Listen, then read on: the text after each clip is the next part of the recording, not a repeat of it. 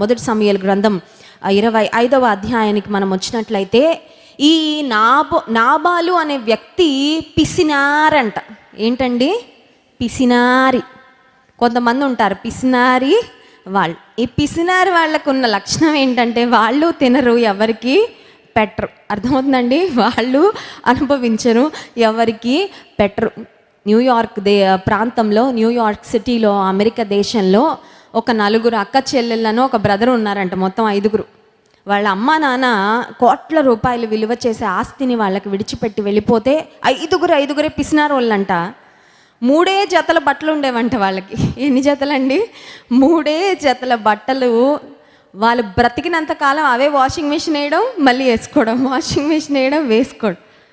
భోజనం అంటారా, మినిమం బ్రతకడానికి ఎంత కావాలో అంతే.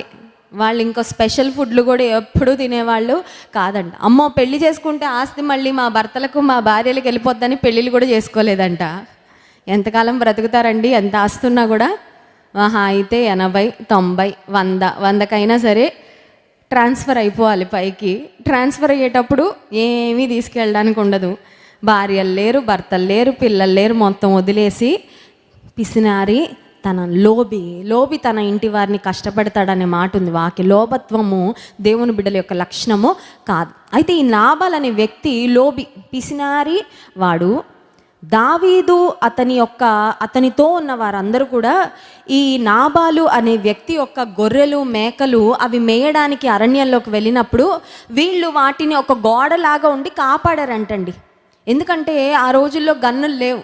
ఒక జంతువు లేకపోతే ఒక పులి, ఒక ఎలుగుబంటి గొర్రెలను తినడానికి, మేకలను తినడానికి వచ్చినప్పుడు వాటిని కాపాడాలంటే ఎంతమంది మనుషులుంటే జంతువులు కూడా అంత భయపడతాయి. వాటిని కాపాడడానికి అంత అవకాశం ఉంటుంది.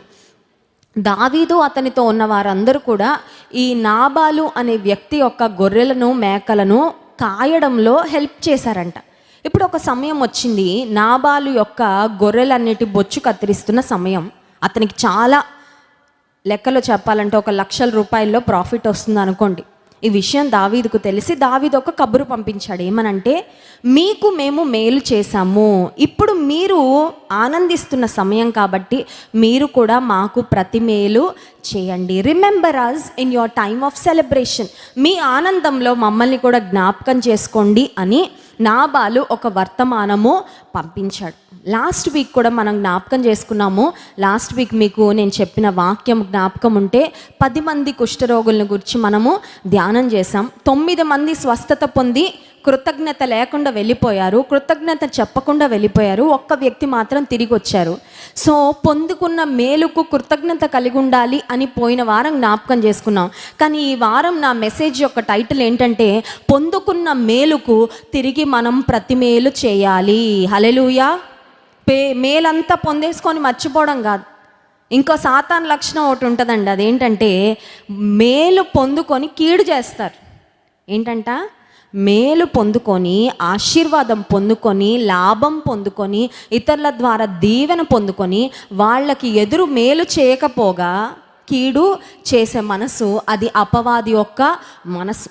కానీ ఇక్కడ మనం జ్ఞాపకం చేసుకుంటాం ఏమనంటే, మేలు చేసిన వారికి తిరిగి మనం జ్ఞాపకం పెట్టుకొని కృతజ్ఞత కలిగి తిరిగి మనం ఏం చేయాలి? మేలు చేయాలి. ఇప్పుడు నాబాలు మేలు చేయాల్సిన టైం, కానీ నాబాలు పిసినారివాడు కదా. ఇతను అనుకుంటున్నాడు, డబ్బంతా ఇన్ఫ్లో రావాలి కానీ అవుట్ఫ్లో వెళ్ళకూడదు, అన్నీ నాకు రావాలి కానీ నా దగ్గర నుంచి ఎవరికి ఏది వెళ్ళకూడదు అని ఆలోచిస్తున్నాడు. ఇజ్రాయెల్ దేశంలో 2 సముద్రాలు ఉన్నాయండి. ఒక సముద్రం పేరు డెడ్ సీ అంటారు, మృత సముద్రం. ఇంకొక సముద్రాన్ని సీ ఆఫ్ గ్యాలిలీ అంటారు, గలిలయ సముద్రం. డెడ్ సీని మృత సముద్రం అనే పేరు ఎందుకు పెట్టారంటే, డెడ్ సీలో ఒక మొక్క వేసినా చచ్చిపోతుంది, డెడ్ సీలో ఒక చేపను వేసినా చనిపోద్ది, డెడ్ సీలో ఒక్క జీవి కూడా బ్రతకదు. ఒక్క చిన్న వాటర్ ప్లాంట్స్ ఉంటాయి, అంటే నీటిలో ఎదిగే యొక్క మొక్కలు ఉంటాయి కదా, అవి ఏవి డెడ్ సీలో బ్రతకవు. ఒక మాటలో చెప్పాలంటే మృత సముద్రంలో ఏం వేసినా చచ్చిపోతాయి కానీ బ్రతకవు. ఎందుకు అని ఆలోచన చేస్తే, మృత సముద్రంలోకి వాటర్ అన్ని ప్రాంతాల నుండి వెళ్తుంది కానీ ఇంకా మృత సముద్రం నుండి నీరు బయటకు రాదంట. అర్థమవుతుందండి? మృత సముద్రానికి ఇన్ఫ్లో ఉంటుంది కానీ అవుట్ఫ్లో ఉండదు. అందుకని అన్నీ తెచ్చుకొని దానిలో మురిగిపోతూ ఉంటాయి అన్నమాట. Of course Dead Sea is full of minerals. మృత సముద్రంలో మినరల్స్ ఇవన్నీ బాగుంటాయి. చర్మ వ్యాధులు వచ్చిన వాళ్ళు కూడా డెడ్ సీలో వెళ్ళి మునిగితే ఆ వ్యాధులన్నీ పోతాయి, స్వస్థత పొందుకుంటారు. కానీ మృత సముద్రంలో ఒక్క జీవి కూడా బ్రతకదు, ఎందుకంటే దానిలోకి నీరు వస్తుంది కానీ దాని నుంచి నీరు బయటకి వెళ్ళదు. కానీ సీ ఆఫ్ గలిలేయ సముద్రం అని అదే ఇశ్రాయేల్ దేశంలో ఉంటుంది. కానీ గలిలేయ సముద్రంలో వాటర్ ఒక వైపు నుంచి వస్తూ ఉంటే వాటర్ ఇంకొక వైపు నుంచి బయటకు వెళ్తూ ఉంటుంది. అంటే ఒక మాటలో చెప్పాలంటే ఇట్స్ ఫ్లోయింగ్ వాటర్. కనుక గలిలేయ సముద్రంలో విస్తారమైన చేపలు ఉంటాయి. గలిలేయ సముద్రంలో ఆ ప్రక్కనున్న మొక్కలన్నీ, చెట్లన్నీ చాలా బాగా పెరుగుతాయి. ఎందుకంటే గలిలేయ సముద్రంలో ఉన్న నీరు జీవాన్ని పంచుతుంది. ఆత్మ సంబంధంగా కూడా మనం నేర్చుకోవాల్సిన ఒక పాఠం ఉంది. ఆ పాఠం ఏంటంటే, నీ జీవితంలోకి ఆశీర్వాదాలు రావాలి తప్ప బయటకు ఒకటి కూడా వెళ్ళకూడదు. నేను అందరి ద్వారా మేలు పొందాలి కానీ నా ద్వారా ఎవరు మేలు పొందకూడదు అనే ఒక లోభత్వంతో, ఆ పిసినారితనంతో, సంకుచితమైన స్వభావంతో మనం ఉంటే మన జీవితం కూడా ఒక డెడ్ సీ వలె అయిపోయి, మృత సముద్రం వలె మృతమైన అనుభవాలు. ఇంక ఏ కదలిక ఉండదు, ఇంక ఏ ఉపయోగమో ఉండదు, ఇంకా ఏ ఫలం ఉండదు, ఏ జీవం ఉండదు. కానీ గలిలేయ సముద్రం లాగా దేవా నువ్వు నాకెంతో ఆశీర్వాదం ఇస్తున్నావు, నన్ను ఎంతో నువ్వు దీవిస్తున్నావు, నేను కూడా ఇతరులకు ఆశీర్వాదకరంగా ఉంటాను. I want to be a channel of blessing. I don't want to be a reservoir of blessing. రిజర్వాయర్లో చూడండి, నీళ్ళన్నీ వెళ్తాయి, అందులో ఉండిపోతాయి. కానీ నదిలో, ఒక సముద్రంలో నీరు ప్రవహిస్తూనే ఉంటాయి, ప్రవహించే అనుభవం. ఇక్కడ అబీగయీలేమో విశాలమైన మనసు కలిగిన స్త్రీ అండి, చాలా మంచి హృదయం కలిగిన స్త్రీ. ఇవ్వాలి అనే హృదయం ఆమెకు ఉంది కానీ ఇవ్వకూడదు అనే హృదయము అతనికి ఉంది. ఇప్పుడు ఇంట్లో ఎవరి మాట నెగ్గుతుంది చెప్పాలి? స్త్రీలు అమాయకంగా నా భర్త మాటే నెగ్గుతుందండి అంటున్నారు. కానీ కొన్ని కుటుంబాల్లో అలా ఉండదు కదండి. కొన్ని కుటుంబాల్లో భార్యే డామినేట్ చేస్తుంది భర్తను. అది సరి అయిన విధానం కాదు. యూజువల్గా కుటుంబాలలో భర్త మాటే చెల్లుతుంది, భర్తదే పైచే. ఇక్కడ నాబాలుదే పైచే. నాబాలు ఏం చెప్తే ఇంక అదే. నాబాల్ అంటున్నాడు, దావీదెవడు? ఇష్టానుసారంగా నాబాలు మాట్లాడుతున్నాడు. చూడండి, దావీదు మాట్లాడిన తర్వాత నాబాలు చెప్పిన మాట 9వ వచనం. దావీదు పనివారు వచ్చి అతని పేరు చెప్పి ఆ మాటలన్నిటినీ నాబాలునకు తెలియజేసి కూర్చుండగా 10వ వచనంలో నాబాలు, దావీదు ఎవడు? యెషే కుమారుడెవడు? తమ యజమానులను విడిచి పారిపోయిన దాసులు ఇప్పుడు అనేకులు ఉన్నారు, నేను భాగం ఇవ్వను అని ఇష్టానుసారంగా నాబాలు గౌరవం లేకుండా మాట్లాడుతున్నాడు, లెక్క లేకుండా మాట్లాడుతున్నాడు. భవిష్యత్తులో ఇశ్రాయేలు దేశాన్ని పరిపాలించబోయే రాజు దావీదని తెలియకుండా నోటికొచ్చినట్లుగా మూర్ఖత్వంతో నాబాలు మాట్లాడుతూ ఉన్నాడు. ఈ విషయం ఎప్పుడైతే దావీదుకు తెలిసిందో దావీదు కోపంతో రగిలిపోయాడండి.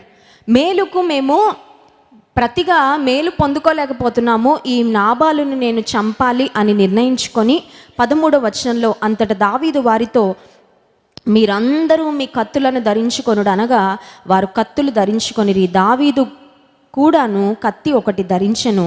దావీదు వెనుక దాదాపు 400 మంది బయలుదేరగా 200 మంది సామాన్ల దగ్గర నిలిచిరి. ఇప్పుడు వీళ్ళందరూ ఎక్కడికి వస్తున్నారంటే నాబాలును అతని కుటుంబాన్ని చంపడానికి వస్తున్నారు. ఈ పరిస్థితిలో ఈ విషయము తన భార్య అయిన అబీగయీలుకు తెలిసింది. ఏం చేసింది? నేనేం చేయగలనండి, స్త్రీని నేనేం చేయగలను, నా భర్త మూర్ఖుడు, ఇంకంతే, మా మీదకి ఈ నాశనం రావాలని ఉంది, ఈ నాశనం వస్తుందని మౌనంగా కూర్చోలేదు. దేవుని బిడ్డలు మౌనంగా కూర్చోకూడదు. హల్లెలూయా. పని చేయాలా, ప్రార్థన చేయాలి, నిర్ణయాలు తీసుకోవాలి. ఇంకొక మంచి నిర్ణయం తీసుకున్న స్త్రీగా మనకు కనబడుతుంది. ఈమె ఏం చేసిందని ఆలోచిస్తే 18వ వచనంలో, అందుకు అబీగయీలు నాబాలుతో ఏమీయో చెప్పక త్వరపడి 200 రొట్టెలు, 2 ద్రాక్షరసపు తిత్తులు, వండిన 5 గొర్రెల మాంసము, 5 మానికల వేచిన ధాన్యము, 100 ద్రాక్ష గెలలు, 200 అంజూర పాడలు గార్ధముల మీద వేయించి మీరు నాకంటే ముందుగా పోవుడి. ఈమెలో ఎంత దాతృత్వం ఉందో ఒక్కసారి చూడండి. దేవుడు ఇంత ఆశీర్వదిస్తే ఆమె యొక్క హృదయం కూడా అంత విశాలంగా ప్రేమించే హృదయము, ఇచ్చే హృదయము. హల్లెలూయా. ఏమంటుంది, దావీదు అతనితో ఉన్న పనివారు మనకింత మేలు చేశారా, వాళ్ళకి తిరిగి మేలు చేసే సమయం వచ్చిందా, నా భర్త వద్దంటున్నాడా, నేను మౌనంగా ఉండను, మనం చేయగలిగింది ఏదో మనము చేద్దాము, ఈ నాశనము మన ఇంటి మీదకి రాకుండా, నా ఇంటి మీదకి రాకుండా నేను కాపాడుకుంటాను అనుకుంది అబీగయలు. ఆహార పదార్థాలు ఏమేమి ఉన్నాయో మొత్తం సిద్ధపరిచి గాడిదల మీద వాటిని ఎక్కించి వాటికంటే ముందు ఆమె వెళ్ళిందండి. వెళ్ళి ఏం చేస్తుందో చూడండి. 23వ వచనంలో, అబీగయలు దావీదును కనుకొని గార్ధబము మీద నుండి త్వరగా దిగి దావీదునకు సాష్టాంగ నమస్కారము చేసి అతని పాదములు పట్టుకొని ఇట్లు అనేను. ఈమెలో ఒక హృదయం కనబడుతుంది. ఆ హృదయం ఏంటంటే క్షమాపణ కోరే హృదయము. ఒక ప్రశ్న అడగనివ్వండి, ఎప్పుడైనా ఎవరికి సారీ చెప్పారా? మీరు ఎవరికైనా ఎప్పుడైనా సారీ చెప్పారా? నేను చెప్పాను, మీరు చెప్పారా? చెప్పలేదా? ఎవరు మాట్లాడట్లేదు. చెప్పారా? Very good. స్త్రీలు ఎక్కువ చెప్పామన్నారు. పురుషులు చెప్పారా? బ్రదర్స్ చెప్పారండి. క్షమాపణ చెప్పారంటే మీరు దేవుని బిడ్డలు అనమాట. హల్లెలూయా. క్షమాపణ అడిగారంటే దేవుని బిడ్డలు. ఎందుకంటే క్షమాపణ ఎవరు అడుగుతారు తెలుసా? తగ్గింపు ఉన్నోళ్ళు అడుగుతారు. నేను ఎందుకు అడుగుతా క్షమాపణ? అందరూ తప్పు చేసిన వాళ్ళు కానీ నేను ఎప్పుడు ఏ తప్పు చేయలేదు అనుకున్న వాళ్ళు క్షమాపణ అడుగుతారండి? అందరూ నన్ను క్షమాపణ అడగాలి, ఎందుకంటే నేను మరి దేవుడిలాగా పర్ఫెక్ట్ కదా అనేవాళ్ళు ఉంటారు. ఈ ధోరణిలో ఉంటారా? ఉండరా? కొంతమంది వాళ్ళు తప్పు చేసినా ఎదుటి వాళ్ళే సారీ చెప్పాలి, అలా ఉంటారు కొంతమంది కదండి. కానీ ఐఎమ్ సారీ అని నువ్వు అడిగావంటే నువ్వు నిజంగా దేవుని హృదయం కలిగిన వ్యక్తివి. ఎవరైనా నీ దగ్గరకు వచ్చి ఐఎమ్ సారీ అంటే పర్వాలేదులే నేను నిన్ను క్షమిస్తున్నాను అని ఎప్పుడైనా చెప్పారా? చెప్పలేదా? అది కూడా చెప్పాలి. కొంతమంది ఎంత సారీ చెప్తున్నా కూడా క్షమించరండి. కంఠంలో ప్రాణం ఉన్నంత వరకు నిన్ను కానీ, నీ పిల్లల్ని కానీ, నీ కుటుంబాన్ని కానీ నేను క్షమించను అంతే. దేవుడు కూడా మనతో అలా అనుంటే మనం ఏమైపోదుమో. నేను క్షమించను అనుంటే ఇంకా మన జీవితం గల్లంత అయిపోయేది కదండి, మన బతుకు గల్లంతు. కానీ దేవుడు క్షమిస్తున్నాడే. దేవుని దగ్గరికి వెళ్ళి అయ్యా క్షమించు అనగానే క్షమిస్తున్నాడు. మరి నువ్వు క్షమిస్తున్నావా? దేవుని దగ్గరకు వెళ్ళి క్షమాపణ అడగడం ముఖ్యం.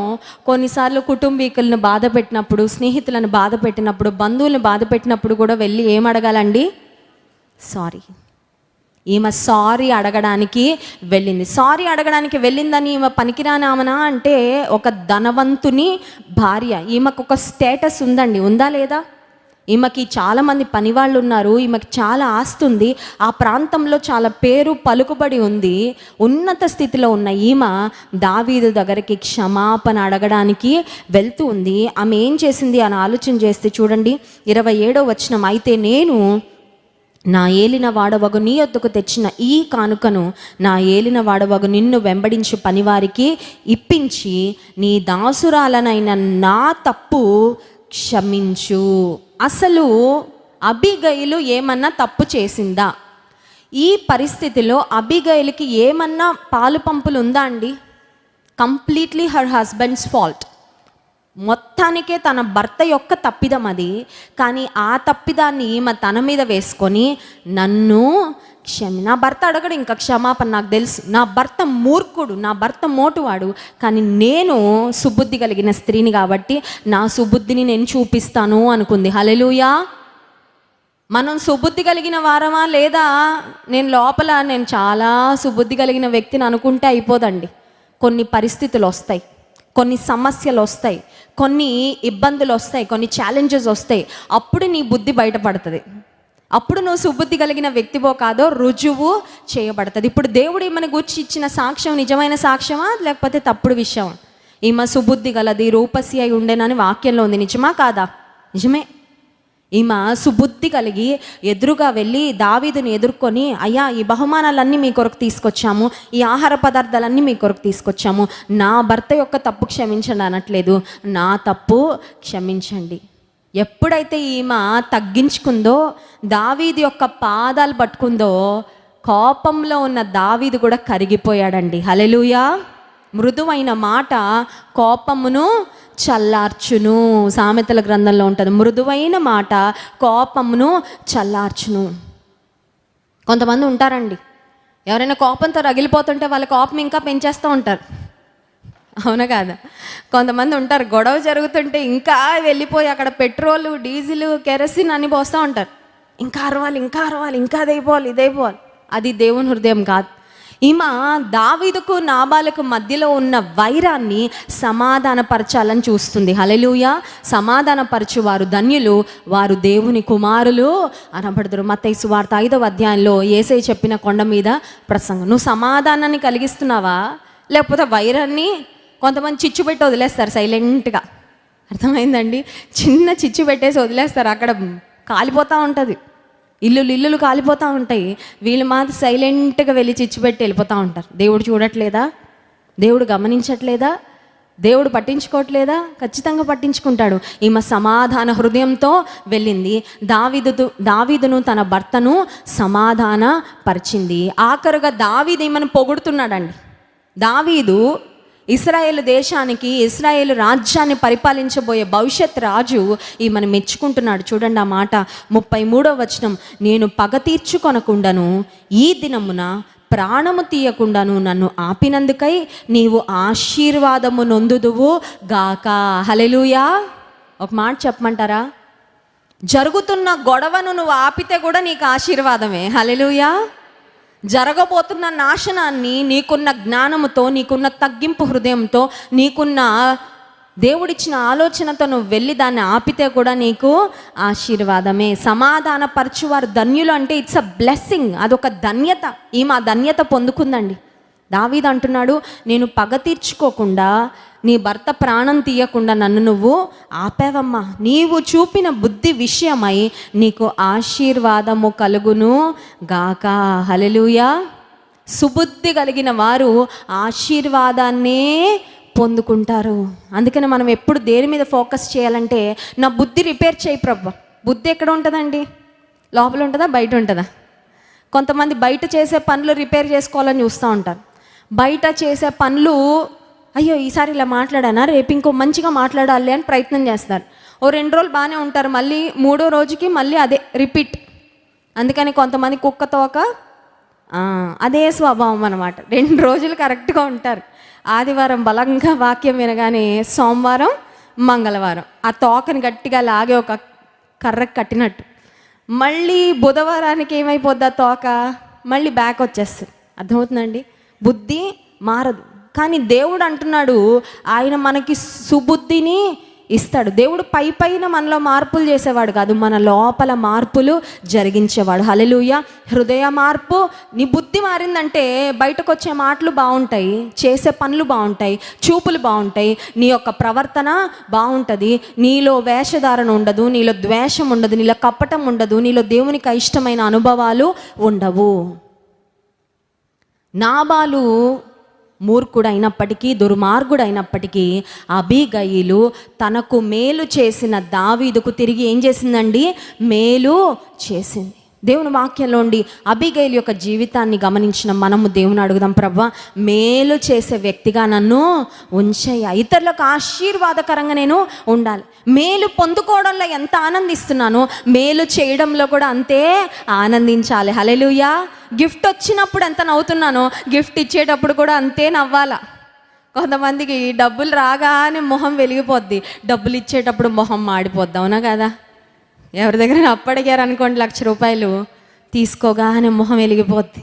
థ్యాంక్స్ అండి, ఎంత సహాయం చేశారండి అంటారు.